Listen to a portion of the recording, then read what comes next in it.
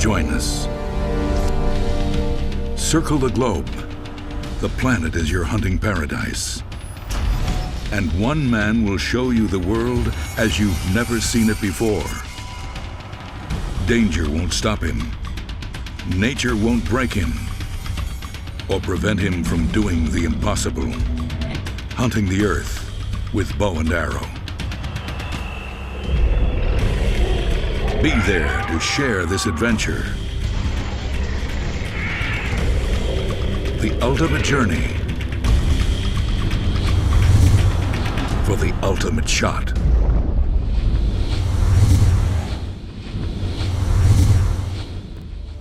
In this episode of The Ultimate Shot, we will hunt in the province of British Columbia, more specifically, in the most western part of the North American continent.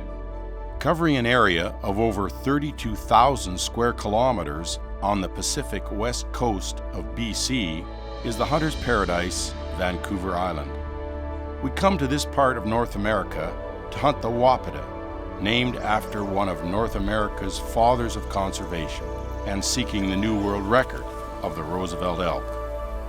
So here we are at the night before opening day at Trophy West Elk Camp, our September archery hunt. We've got three archers in camp, and we're up at our lodge on the Salmon River. Got some really good bulls spotted. We're excited, working hard the last 3 weeks, watching and checking the herds out and seeing what's developing, what's moving in, and got some real nice bulls. One of our We're going down south near the city of Campbell River, and the boys are hunting here in these mountains. So, Ken, you've seen some big bulls around? Yeah, we've seen a few big bulls. Nice 8x8 with a herd, and beautiful 8x7 we saw yesterday. And there's a real, we call him drop head, but he's got horns about 3 feet high, but they just intertangle everywhere. We haven't seen anything quite like it before. Big non-typical type Big bull. non-typical, yeah. Big old bull. We'll need a good look at him to see what he scores. Yeah. So the world record comes from here. It's over 400 points, I think, doesn't it, from this area? 427 SCI. 427 SCI. Yeah. Wow. Yeah. That's a big bull. Yeah. Beautiful bull, Yeah. that one. So the genetics are here, and we're here, and the weather's supposed to be great. They're calling. They're calling. Yeah, It's going to they're be a great calling. hunt. Yeah, going to be a great hunt.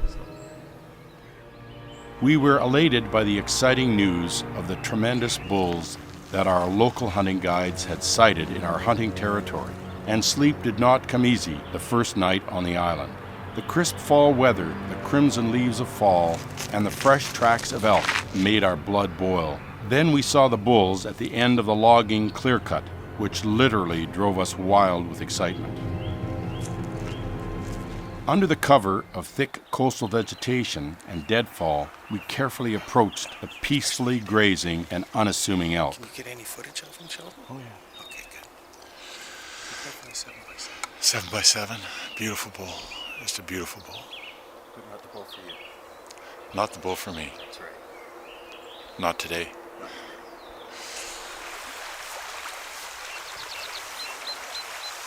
Well, this is the cycle of life for the poor salmon. It's a beautiful salmon I did.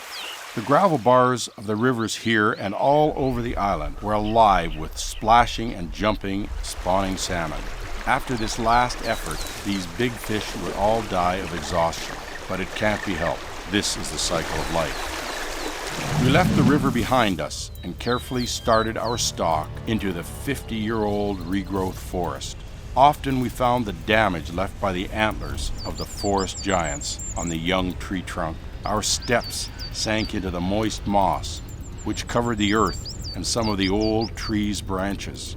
The feeling that we were the only people in this place, untouched by humans, was truly unique. We did not notice the kilometers we covered inside this amazing habitat and nature's creation. We listened intently to hear the coarse roars of the bull elk and scanned every opening between the trees for a glimpse of his antlers.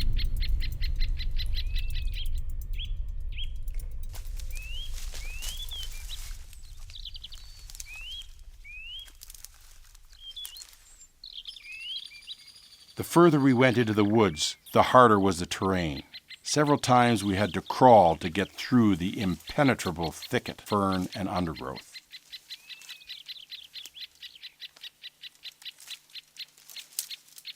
The sun's rays were already tinted afternoon gold when we escaped from the thick forest and found ourselves on a wide clearing. Among the branches of the young trees, which had grown everywhere, even from ancient tree trunks, we saw the magnificent crown of a relatively young wapiti. And if you want to practice doing the sneak, take the video with you. You guys go ahead, I'll wait for you, because there'll be too much noise to see how close you can get. Our hunting guide did not miss the chance to put our hunting skills to the test. To slink and to stalk the animal in this thick brush was a real challenge for me and my cameraman. We managed to sneak to less than 40 yards from the calmly grazing animal. For me, it was no problem to anchor the bull from this distance, but I was determined to find a big old bull elk.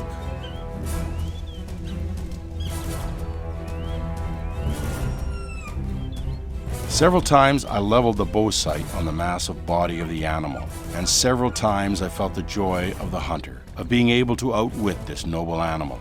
After a couple of feigned attempts to shoot, our hunting guide, apparently content with our hunting skills, brought us back to reality, and together we continued seeking my trophy Roosevelt. Again, we entered the woods with double caution because we knew that during this season, mature bull wapiti gather harems of cows, and there are many sets of eyes looking out for movement and danger.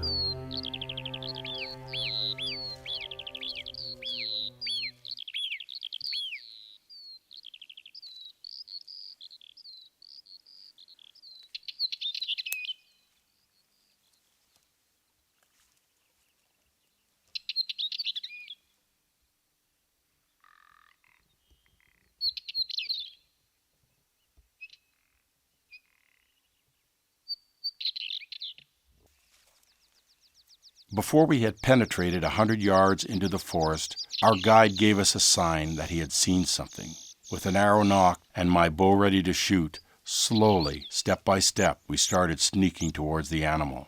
The moss-covered tree trunks, fallen on the ground, made our task even harder as we climbed over them and yet tried to remain unnoticed. The intense excitement that we felt reached its peak when among the trees before us, the sun outlined first the russet fur and then the massive antlers of a great wapiti. The wild animal was coming from our right, coming closer and closer to us, when something suddenly went wrong. Quickly, in one smooth motion, he turned around and in seconds had disappeared and been swallowed up by the rainforest. Obviously, we had been busted. We checked out the wind direction, and the reason he had escaped was proven without any doubt. We just finished our third morning, and probably about 3 hours walking in the bush here.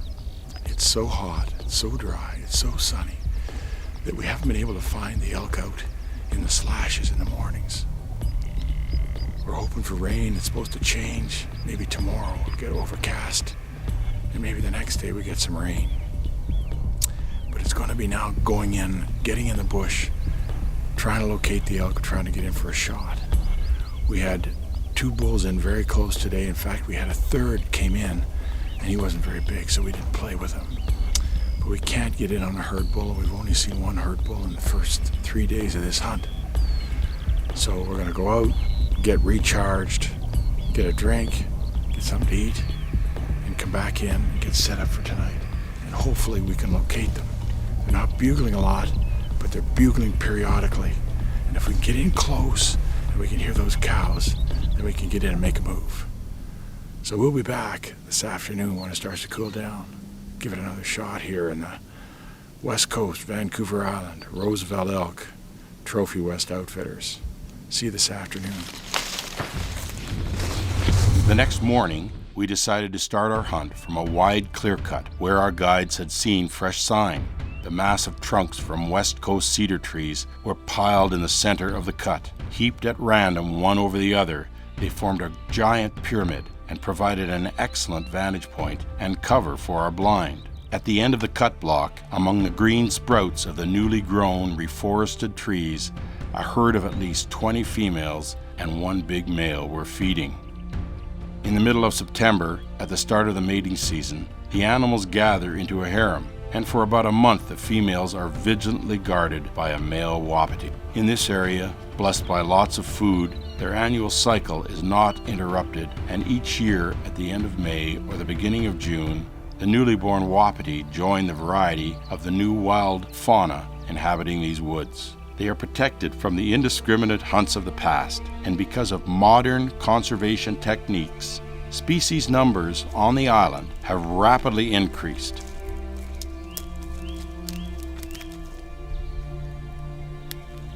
The ethical standards which hunters themselves have set and established have preserved and enhanced the population of the hunted species. Every trophy hunter aims for an old animal which is beyond its active reproductive stage. This was the trophy I wanted as well. The many miles and all the hardships we had to overcome in the Pacific Island rainforest did not discourage us. Instead, it added to the emotional value of the hunting experience.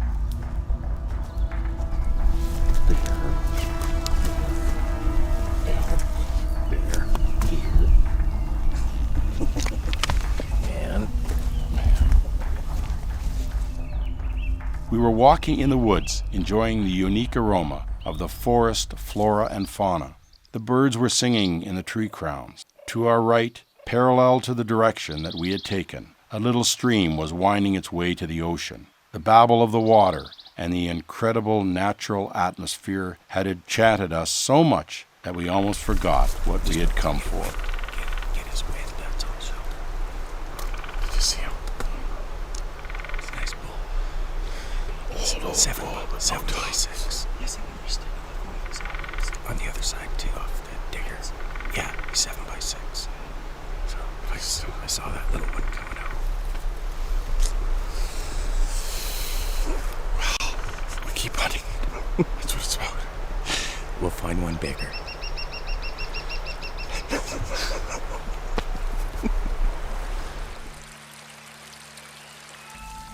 Only the cameraman's vigilant eye managed to capture an elk at very close range and among the thick ferns.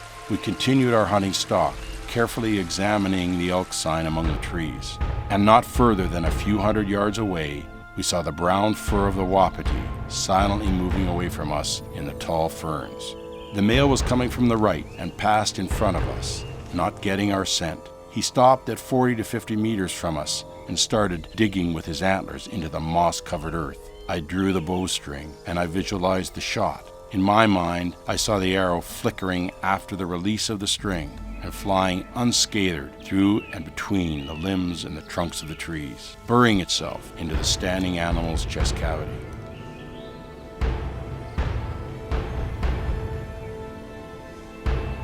A beautiful, mature male Roosevelt, in its prime, was standing before us. This was not the trophy I wanted, so once again, I released the string and put the shining 3-blade broadhead back in my quiver, not smeared with any blood. Every time I pointed the arrow at this noble animal, I remembered the ancient Indian legend about the great elk, the spirit keeper.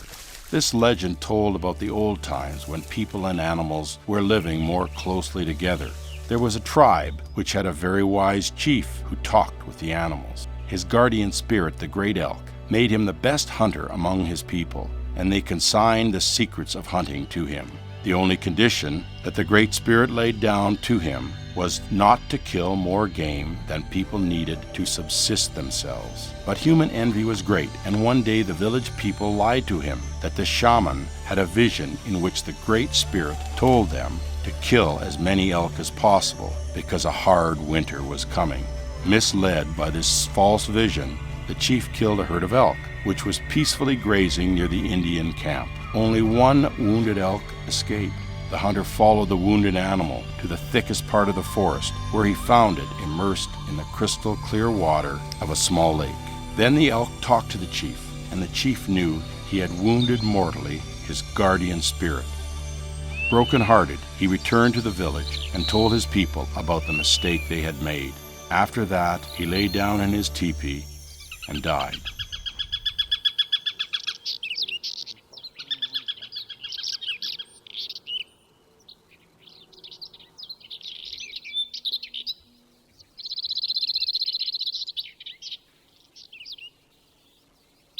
On this hunt, I had only one chance to harvest a worthy trophy, and I didn't want to waste or abuse the opportunity. Real tough, boy. We're down to the last 2 days, and there's unbelievable elk sign last night. Like, it's everywhere. Fighting. Found hair. There's tracks everywhere. We saw 3 elk running in the timber, but they didn't even make a sound. So we walked everything this morning. Checked all the hot spots. I got one more to go. It seems they fought and rutted all night, and maybe they're lying down. Maybe when the sun comes up, they'll move. That's what happened yesterday, 11 o'clock. But we're looking for a bull, a mature bull now. So if we see one in range, we're going to be trying to get him.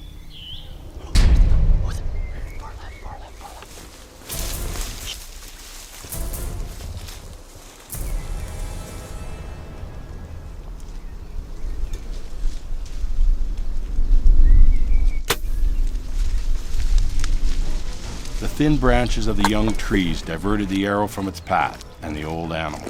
The elk, slightly worried by the unusual sound of the bowstring, started running for a short distance, but then continued undisturbed on his way through the thick vegetation. I still had the chance to get ahead of him and lie in wait for him at the clearing where we believed he obviously was headed. I had to cover the next 2 miles before the elk passed through all the clear cuts and entered the old growth timber. We quickened our pace, followed each other in single file, watched every step we made, and kept the wind in our faces. The moment we entered the last clearing, we saw the big old elk at the end, right near timberline.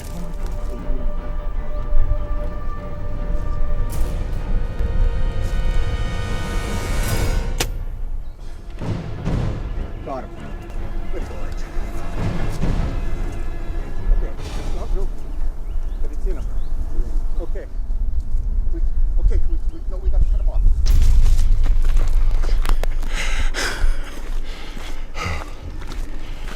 It looked good. No shoulder blades, so look good. Well, it's been a big hunt here. Trophy West Outfitters and Glen Venus. And, I think we finally got our bull. We missed him a couple of times, different circumstances. Last time the low battery indicator came on my rangefinder, and we didn't have our guide. So everything happened like we never expected. And the elk came the wrong side on a trot. And there was enough brush, I got 26 yards, and then 56 yards, and then everything, and then it looks like I missed him. It looks like it.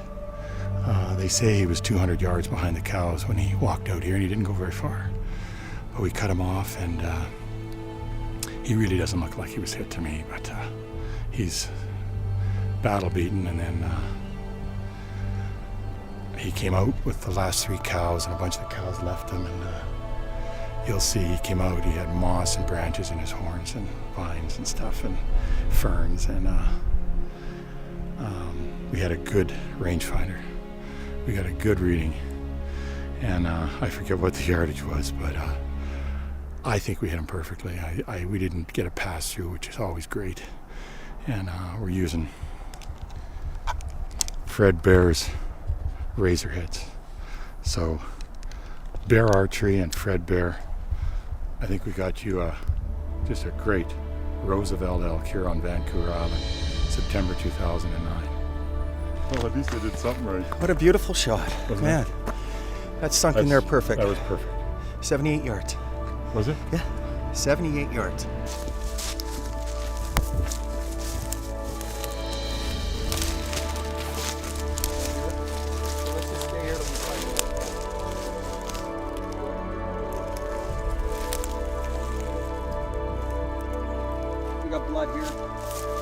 My God.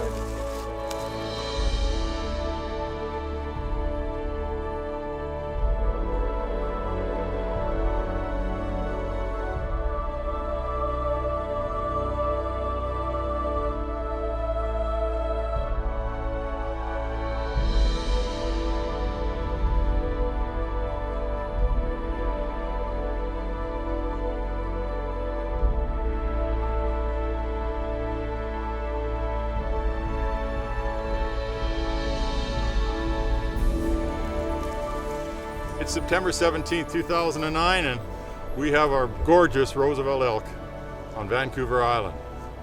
Just a great hunt. What a beautiful old warrior we got. He's got some battle scars, but we chased him now for 3 or 4 days, and I think he was fighting all last night and was a little higher scoring probably yesterday. But anyway, we got a great trophy, a great hunt, spectacular hunt. So thanks, everybody.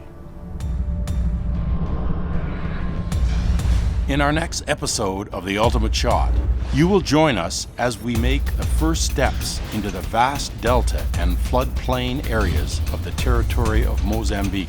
You will witness with us our hunts for several world records with bow and arrow. You will meet a prehistoric being from the time of the dinosaurs that has been preserved beyond all odds to this very day. In our quest for the ultimate shot, you shall see adventure, some accurate shots, history in the making, and very special trophies. Be there for the next Ultimate Shot.